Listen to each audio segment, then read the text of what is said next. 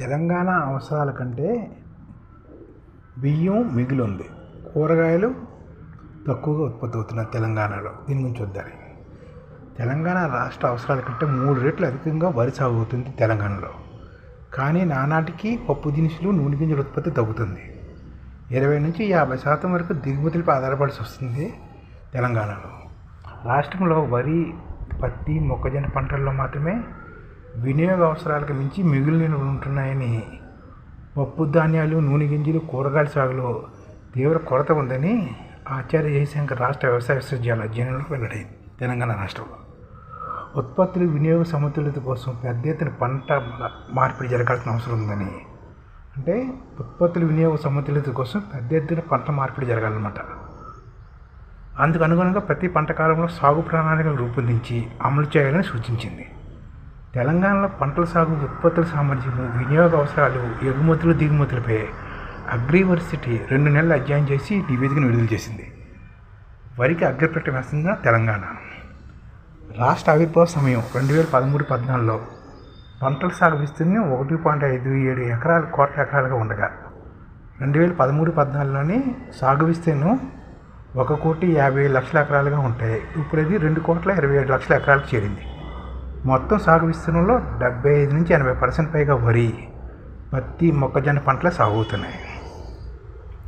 ప్రత్యేకించి 2013-14లోని 50,00,000 ఎకరాలు, అంటే దాదాపు 32% ఉన్న వరి సాగు ప్రస్తుతం 1.2 అంటే 1,20,00,000 ఎకరాలకు చేరిందన్నమాట. అంటే ఇంత ముందులోని 50,00,000 ఎకరాల్లోనే వరి పండిస్తే ఇప్పుడు అది 1,20,00,000 ఎకరాలు వరి సాగు చేస్తున్నారు. ఇది 53%.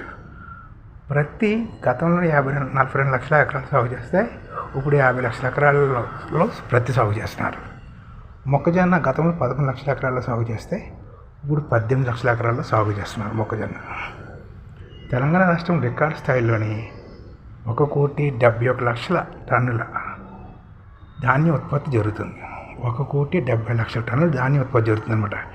ఇందులో వినియోగ అవసరాలకి 40 లక్షల టన్నులు కాగా మిగిలిన 1,30,00,000 టన్నులు నిల్వలుగా ఉంటున్నాయన్నమాట. అంటే 40 లక్షల టన్నులు సరిపోతే 1,30,00,000 టన్నులు మిగులుతుందన్నమాట తెలంగాణలో. వాటి విక్రయాలు సమస్యగా మారాయి. ఎగుమతి ఆశించిన స్థాయిలో ఉండటం లేదు. పప్పు ధాన్యాలు, నూనె గింజల సాగు విస్తీర్ణం కూడాను 27.7% నుంచి 17, అంటే పప్పు నూనె సాగు 27 లక్షల ఎకరాల నుంచి 15 లక్షల వరకు, ఉద్యాన పంటల విస్తీర్ణం 12 లక్షల నుంచి 12.5 లక్షలకు తగ్గిందనమాట. గతంలోని పప్పు నూనె గింజల సాగు దాదాపు 28 లక్షల ఎకరాల సాగు అయితే ఇప్పుడు అది 16 లక్షల ఎకరాలకే సాగు అవుతుంది. అలాగే ఉద్యాన పంట విస్తీర్ణం గతంలో 12.5 లక్షల ఎకరాల సాగు అయితే ఇప్పుడు 12.4 లక్షల ఎకరాల సాగు అవుతుంది. 2014లో 3 లక్షల ఎకరాల్లో ఉన్న కూరగాయల సాగు ఇప్పుడు 1,00,000 ఎకరాలు పడిపోయింది అనమాట. ఇంతకుముందులోనే 2014లో 3 లక్షల ఎకరాల్లోనే కూరగాయలు సాగు చేసేవారు. ఇప్పుడు 1,00,000 ఎకరాలలో కూరగాయలు సాగు చేస్తున్నారు.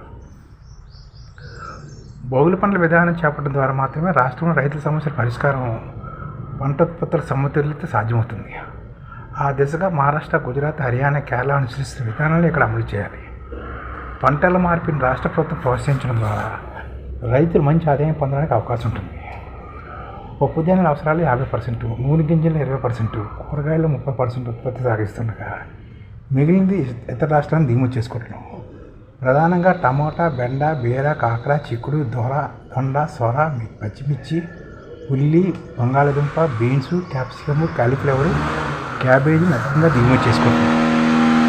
పాలు, వాటి అనుబంధ ఉత్పత్తులు, అరటి, దానిమ్మ, ద్రాక్ష వంటి వాటికి దిగుమతులే ఎక్కువగా దిక్కువుతున్నాయి. తెలంగాణ రాష్ట్రం గుడ్ల ఉత్పత్తులు దేశంలో 3వ స్థానంలో ఉంది. మాంసం ఉత్పత్తులు 5వ స్థానంలో ఉందన్నమాట తెలంగాణ రాష్ట్రం. జాతీయ పోషకాహార సంస్థ సిఫార్సుల కంటే గుడ్లు, మాంసం లభ్యత 4-5 రెట్లు అధికంగా ఉందన్నమాట. ఈ విధంగా తెలంగాణ రాష్ట్రంలోనే బియ్యం మిగిలి ఉంది. పప్పులు అయ్యి చాలా ఇబ్బందిగా ఉందన్నమాట. ఇది తెలంగాణ రాష్ట్రం ప్రాబ్లమ్స్.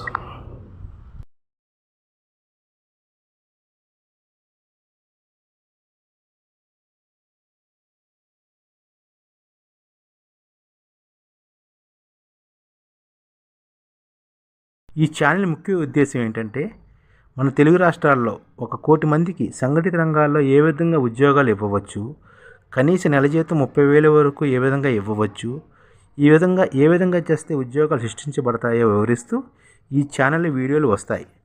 అలాంటి వీడియోలు మీకు కావాలంటే మన ఐడిఎఫ్ భాస్కర్ ఛానల్ని సబ్స్క్రైబ్ చేసుకోండి.